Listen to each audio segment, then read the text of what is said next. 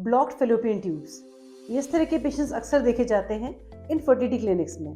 मैं हूं doctor Jyoti Mishra, gynaecologist, और आज आपको बताने वाली हूं ऐसे क्या 7 कॉजेज हैं जिनके कारण फेलोपियन ट्यूब्स ब्लॉक हो जाते हैं और पेशेंट को बच्चा ठहरने में तकलीफ होती है। फेलोपियन ट्यूब्स यूट्रस के दोनों तरफ होते हैं, right and left fallopian tube. उनके अंदर बारीक सीलिया होते हैं और जो कि पेरिस्टाल्टिक वेव, इस तरह की लहर जैसी वेव्स के कारण स्पर्म्स को एग से मिलाने में और फर्टिलाइज्ड एग को यूट्रस की तरफ लाने में फंक्शन करते हैं।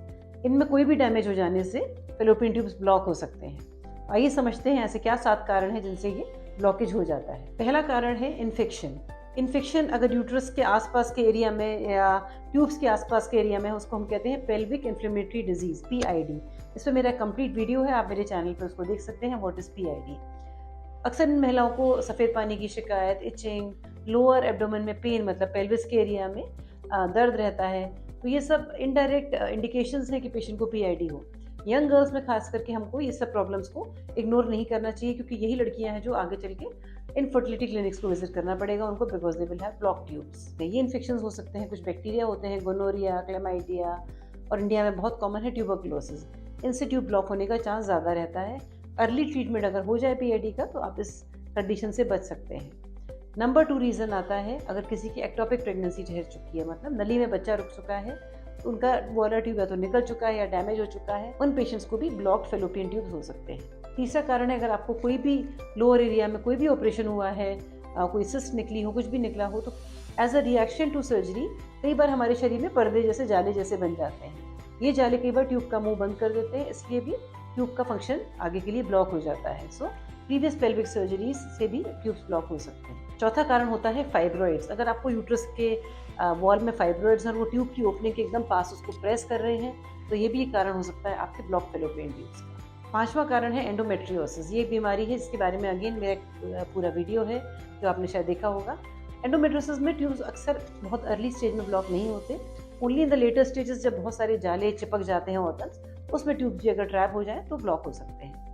नंबर 6 कारण है ट्यूबल लाइगेशन। अगर आपने अपने ट्यूब बंधवा लिए थे ड्यूरिंग सर्जरी या डिलीवरी के बाद, जब आपको बच्चे नहीं चाहिए थे, तो आपने ये इंटेंशनली ब्लॉक कराए थे कि आपको आगे बच्चे नहीं चाहिए। ऐसे कुछ कारण हो सकते हैं जब आप आगे प्रेगनेंसी के लिए प्लान करें और आप पाएँ कि आपके तो ट्यूब बंद हो चुके हैं। So that is the 6th cause of block tubes.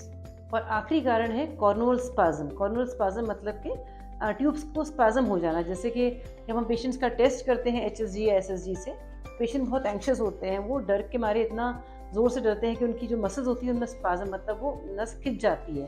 तो उस समय हमारे जो डाई से हम टेस्ट करते हैं उससे हमको फॉल्स इंप्रेशन आता है कि ट्यूब्स ब्लॉक हैं, जबकि वो एक्चुअली ब्लॉक नहीं होते। जब हम अब फर्दर इन्वेस्टिगेशंस करते हैं तो क्लियर होता है कि tubes were not actually block, there was only cornual spasm. Block fallopian tubes को डायग्नोस किया जाता है HSG या SSG से।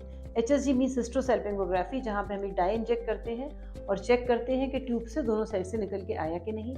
इसमें एक एक्सरे फिल्म होती है जो पेशेंट को दी जाती है। तो फिल्म हमारे काम आती है। कहीं भी आप किसी भी डॉक्टर को मिलेंगे और वो फिल्म दिखाएंगे तो डॉक्टर समझ लेंगे कि आपका ट्यूब कहाँ तक ब्लॉक्ड है, शुरुआत में ब्लॉक्ड है, लास्ट तक ब्लॉक्ड है।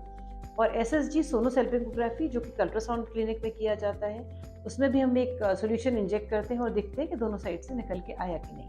पर SSG में साइड डिटरमाइन कर पाना मुश्किल होता है, क्योंकि ये नहीं पता चलता कि ट्यूब राइट का ब्लॉक्ड है या लेफ्ट का या कहाँ तक ब्लॉक्ड है, जो कि HSG में बहुत क्लियरली पता चल जाता है। कंप्लेन में पेशेंट को ऐसे कोई कंप्लेन नहीं होती, उसको जनरल सिम्टम्स PID के हो सकते हैं, या तब होता है जब पेशेंट को बच्चा नहीं ठहरा, वो डॉक्टर के पास जाते हैं और वो जब टेस्ट कराते हैं उसमें हमको पता चलता है HSG या SSG में कि ट्यूब ब्लॉक्ड है। तो this is the only way to diagnose block fallopian tube. उसका पेशेंट को अलग से ब्लॉक ट्यूब का कोई स्पेसिफिक सिम्टम नहीं होता।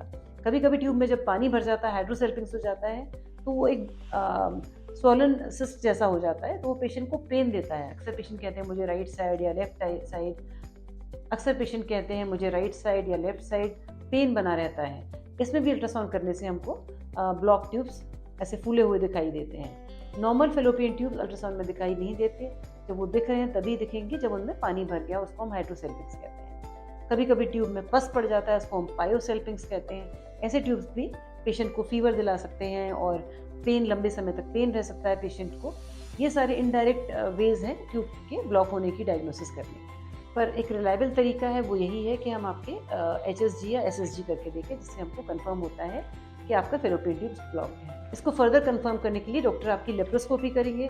लेप्रोस्कोपी में वो देखेंगे, नीचे से blue die, methylene blue inject करते हैं, उनको दिखता है कि ट्यूब प्रॉक्सिमल पार्ट ब्लॉक्ड है, मिडिल तक भर रहा है या लास्ट तक भर रहा है, ट्यूब से फ्री स्पिल मतलब खुल के फैल के वो आ रहा है कि नहीं डायरेक्ट। सिमिलरली राइट और लेफ्ट साइड हम सेपरेटली देख सकते हैं। अगर छोटा मोटा ब्लॉक है तो उसको हम लेप्रोस्कोपी द्वारा उसी समय ट्रीट भी कर सकते हैं। इसके लिए मेरा दूसरा वीडियो वॉच कीजिए, जिसमें मैंने बताया है कि हम फेलोपियन ट्यूब्स के ब्लॉकेज को कैसे ठीक कर सकते हैं। मैं हूँ doctor Jyoti Mishra, gynaecologist, and I hope you have understood what are the causes of blocked fallopian tubes. अगर आपको मेरा वीडियो पसंद है तो प्लीज़ इसको लाइक एंड शेयर करें and keep watching this channel for future updates.